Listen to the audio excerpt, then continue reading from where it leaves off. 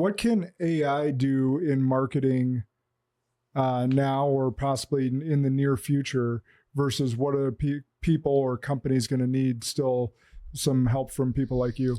Yeah, I mean, a big one is like what I showed earlier. How do all of your products fit together? What's the customer journey look like? How are we crafting narratives that fit that long-term goal and vision for what you want? And how do we get product market fit through motivators and influence and persuasion? All of that is not, chat doesn't do a great job of any of that, right? And unless you're programming it and kind of feeding its own data set with a lot of that information initially, it's not going to pull very good results. Like I can spot AI written content anywhere. It doesn't mean it's not good. Like some of it is good, but I'm sure it took them hours and hours and hours to get to that end result. And they didn't test any of it. They didn't like run it through basic psychological filters to try to get to that end result. What is going to be really cool with AI in the next probably like, I don't even know what today is, June 24th or July 26th, I believe. Yeah. So I'm not good with dates and time, shit like that.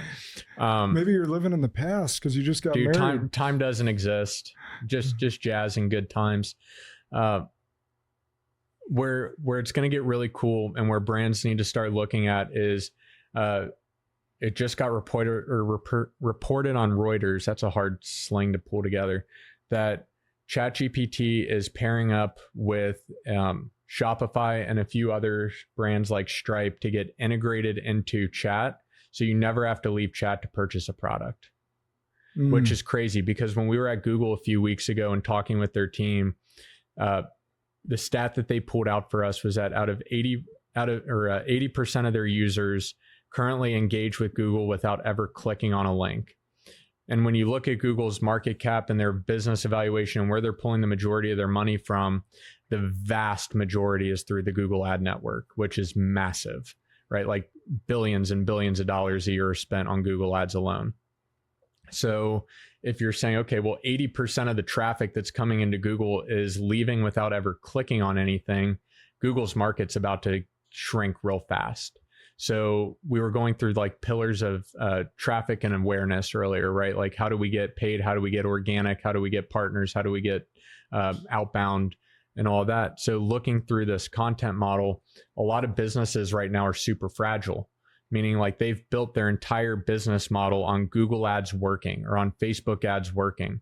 And when the first iOS 14 update rolled out, which was when Apple and Google or Apple and Facebook had their feud and like tracking privacy information went away and all that stuff, a lot of businesses went under. Like we were working with some of them that were even inside of Arete Syndicate that were spending over $1 million a year in ads on Facebook overnight, done. Because they couldn't pivot fast enough because they built their business on stilts and they had no way to pivot quickly and efficiently. So looking at their model and how they would have adapted today, it's getting really far away from this idea of like, I can survive on paid because I know my customer acquisition costs, that's dialed in through paid. And I know it's going to take, 5 visits with email marketing to get them back to the site. Like that's all great. But if we're not diversifying and looking at different things like SEO is about to become massive again. And my team's been spending the last 3 years doing nothing but spinning up an unstoppable SEO machine because all of these large language models, whether it's Perplexity, Claude, Gemini or ChatGPT or any of the other ones, they're all based on the first 3 pages of Google's indexing platform anyway. So if you're not ranking on SEO to begin with, like you got a major problem to start.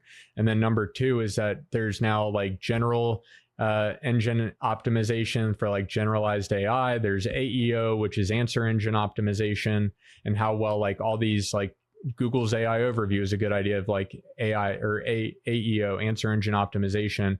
You type something in and it pulls up in the AI overview window. That's all AEO. But that's also based on, is your website passing like the basic fundamentals of speed and performance in order to get that ranked answer up there. So it's no longer going to be like, how much is the cost per click? It's going to be mainly driven a lot by impressions, because an impression for that is any time that your website is displayed and that the bot had a chance to crawl through your site and pull back all this information. So a lot of companies right now are seeing impressions go through the roof because these AI bots are picking up on their website, but clicks are just like falling off of a cliff because the bot's not clicking on anything. It's just scanning the information that you've indexed through Google and then starting to display it inside of Chat or Perplexity or any of these other places. And it's not giving you an opportunity to click and buy anything. So that's where like this next big wave of digital marketing is probably going is you're going to be able to click and buy things really efficiently within these platforms. I just see that. Yeah, Google, if they don't shift, they're fucked. Yeah, like I'm just sitting there going. Well, at least on that side of their business, they're screwed. Yeah, because I heard maybe it was from you earlier in the year about that as well, and that seems like the next thing. Like I'm on Chat far more than I'm ever on Google. Yeah, and you're not the odd man out on that. It's just so you get a more detailed answer. And you get it just as quickly. Well, and the ability for follow-up, right? Without having to think through a lot of follow-up type of scenario, like brain power wise. So like if you don't like the answer that Chat spit out to you, or you want to like double click into a topic within Chat, it's building your base history over time. So it already is starting to fill the contextual loops of where it knows that you're going to ask follow-up questions, because they're in the business of conserving tokens, right? They don't want to overuse tokens on basic questions when all it would have taken was a little bit of extra on the first pool to give you a sufficient answer. Mm-hmm. So the context of how it's wrapping your perception around information is vastly unique to you compared to what it would be for mine. Yeah, absolutely.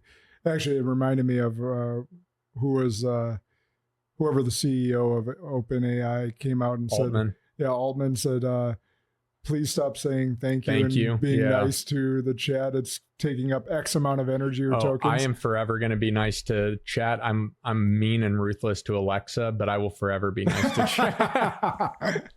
I've called Alexa. I've threw that son bitch out as soon as, I mean, we always had the assumption that like they were listening, but after talking with people that were developers and some people that are in the know of the know, I threw that turd out. I was like, you are no longer welcome in my house. Well, our phones are always listening too, but Alexa, I never got into. Well, I mean, Apple's its own weird thing, right? Like they're a walled garden, and I believe that they would have way more encryption in place just based off of their current technology stack than what Amazon would. Yeah, because fair. Amazon doesn't seem to pool AWS information, and I don't know. It's weird for me. I know a little bit too much that I probably shouldn't. Yeah,